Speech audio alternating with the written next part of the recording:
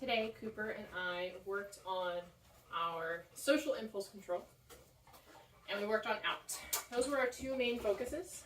Unfortunately, the weather didn't really permit us to practice our recall outdoors. I did get a couple of opportunities to work on Cooper's recall inside, where we had some great success. And I remember the last time we got together and worked on recall outside, what we found is that he has this tendency to practice what I call a ricochet, where he will come almost all the way back to you and then either veer right by you or pivot and move away again, like right as he reaches arm length away. So he knows he's outside. Yes, he's outside of your capture zone, so to speak, and turns that into a game of keep away where he gets just within reach and then pivots and moves away. So my recommendation to you is purchase a long line. I'll include a link to that into the email I send you tomorrow. On the next business day is going to be Monday. So on Monday, you'll receive that email. And then purchase a long line so that you can hold him accountable for moving towards you and prevent him from moving away from you. I've worked with him periodically on my shorter long line that I have here at the office.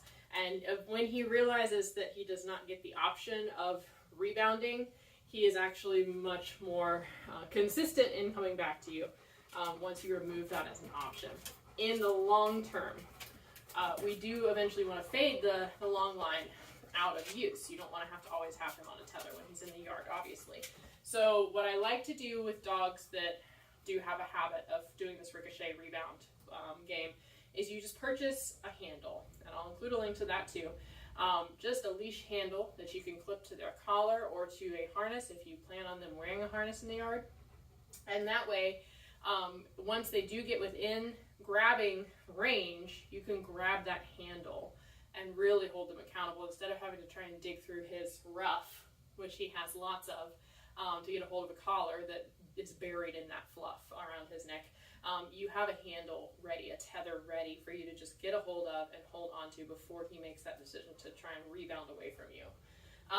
So we worked on some limited recall in the midst of distractions, mainly social distractions. I'm just keeping an eye on him because he has had a marking habit also today.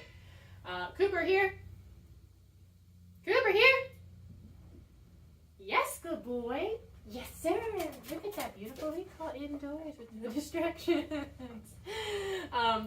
So indoors, we worked on our social impulse control, where I had him work with me in our office space in the lobby. So he was able to hear and to some extent see our clients entering and leaving, but there was not any opportunity for him to actually greet them. It was simply him watching people come and go and not reacting. So when he becomes overenthusiastic with greeting people, I think that it's usually best to move to an area or a location where people are everywhere. There is such a thing, such an exercise called overexposure. And the purpose of this exercise, yes, good boy, is to literally overwhelm his ability to react so strongly to one individual person, because there are multiple people that he might feel the need to look at and be excited about. And so what happens is you get this kind of freeze frame moment of him standing still and trying to make a decision about who to react or how to feel about someone first. And that's your moment to say yes and introduce your own rewards, such as just loving on him, just giving him some booty scratches if he's kind of slightly in front of you, standing there just watching the world go by. Yes, just for him standing still and give him some booty scratches, give him some love. Remind him that, hey, you are capable of affection too. You, the handler, have lots of love to give him if he just makes these good choices and pretends to maybe not care so much about other social opportunities away from you, okay? And over time, that overexposure can help reduce his overenthusiastic response to one-on-one interactions with people.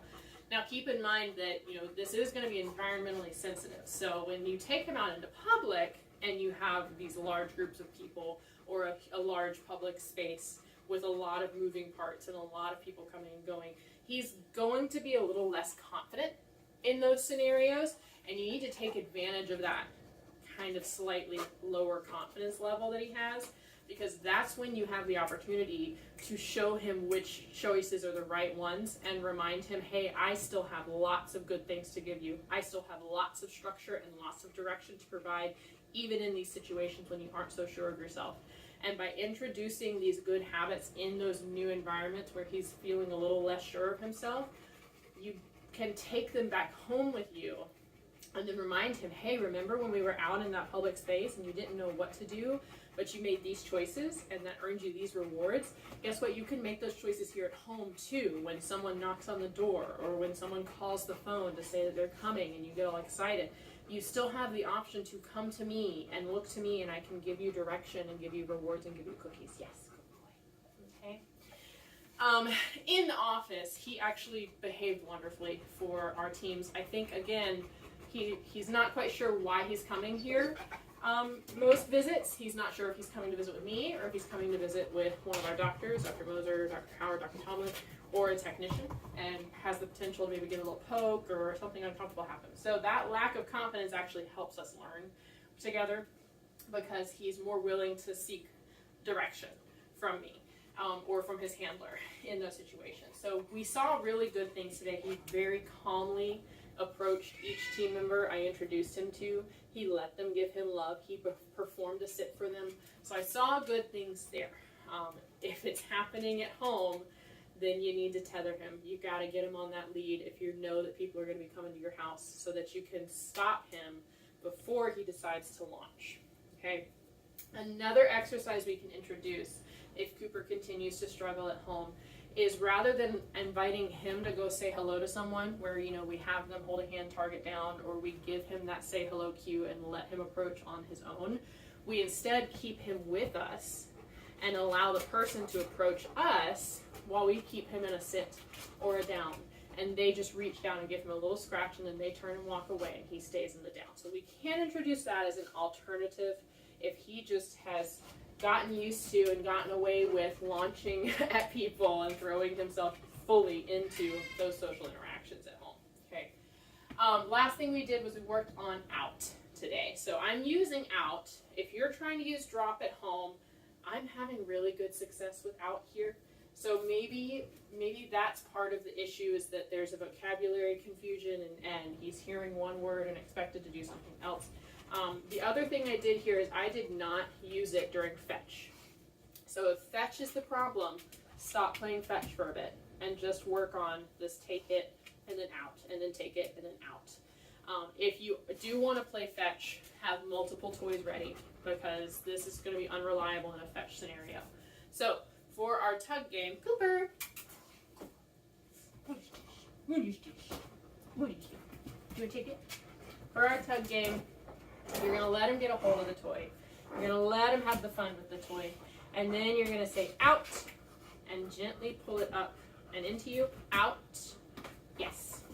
Now we got some good success, but it's still kind of shaky. Can I take it? And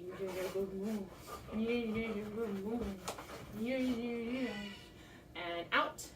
Yes. Good job. We have a bird friend up here, so he's a little concerned about all the noises she's making. Yes, good boy. Okay. And of course, you want to have your cookies handy, so that if you do get a good out and he releases it, you have a reward waiting for him, because otherwise you're just building frustration. Yeah, you can bring the toy back into the mix and let him keep playing with it, but you've seen how easily he gets revved up. So it can be handy to have a lower value reinforcer like cookies, so that he stays a little calmer for you and doesn't try to overpower you to get that toy from you. Take it. Good job. Good job. Good job. Yeah, there is a person out there. There is a person out there. So practice with tug alone on this out cue. And if you're gonna play fetch with him, again, just have multiple toys ready to go, so that as he comes back to you or moves towards you with that one toy he just went to retrieve, you can show him you have something else. Nope. You can show him you have something else waiting for him, so he has a motivation to drop that initial toy. And as soon as he drops that initial toy, you can let him play with the other one while you reach down and grab that initial toy, okay? We'll work on impulse control for the reach and grab next time we get together. But for now, I'm going to recommend that you just back off of asking for an out during fetch and focus on the out during a tug game, okay? With the immediate ability to reward him with a cookie for releasing that toy, all right? Let me know if you have any questions about these two exercises. If the weather permits, we'll try our outdoor recall with a long line next time we get together. But if not, I will include some links to a long line and to a small handle, along with some information on how to use a long line safely, because there is the potential for his feet to get tangled or your hands to get tangled in it if it gets too knotted up or too wound up around the wrong things at the wrong time, okay? So I'll include a leash method for that long line for you. All right? It's good to see him. He's getting so big, but he's still so handsome. Yes, you are. I know. You are.